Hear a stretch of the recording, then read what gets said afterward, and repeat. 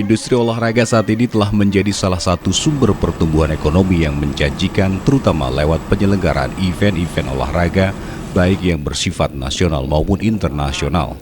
Seharusnya dengan berkembangnya olahraga di dalam negeri, perhatian pada keselamatan dan keamanan atletnya dapat menjadi prioritas nomor satu.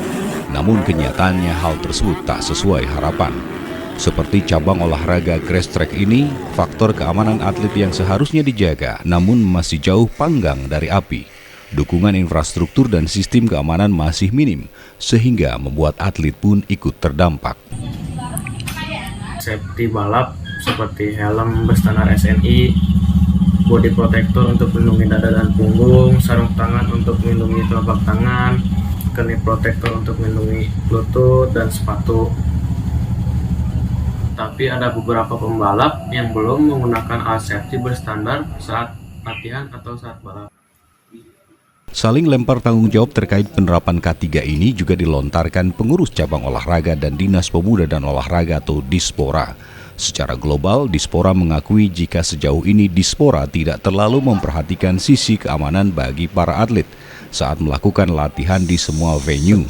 Faktor anggaran menjadi kendala utama. K3, penerapan K3 di sarana masih minim, sangat minim. Karena memang sebetulnya kewajiban K3 itu nanti dibebankan atau diserahkan ke user.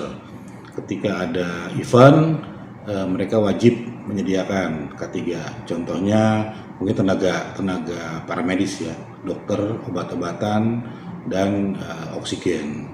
Jadi itu melekat ke panitia atau user kegiatan.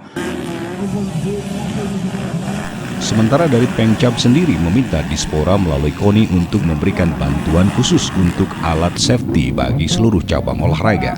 Karena tidak semua atlet atau cabur memiliki kemampuan untuk memfasilitasi diri dari kecelakaan dengan alat-alat berstandar.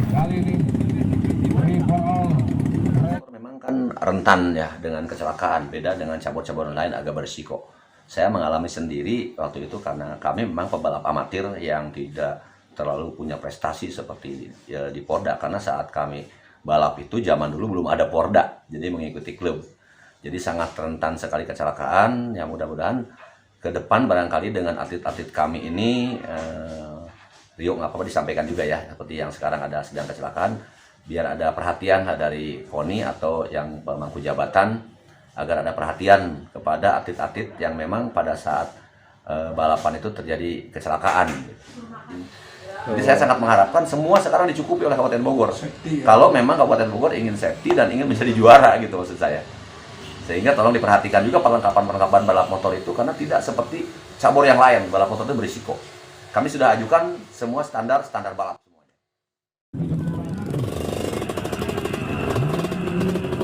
Bagi penikmat olahraga balap motor, kecepatan dan performa di lintasan menjadi sebuah kompetisi yang seru.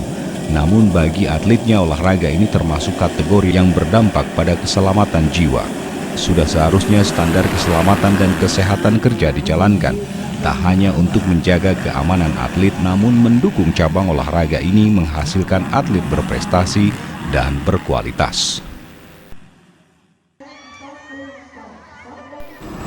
Dari Cibinong, Kabupaten Bogor, Cevi Suryadi melaporkan untuk Dinamika News.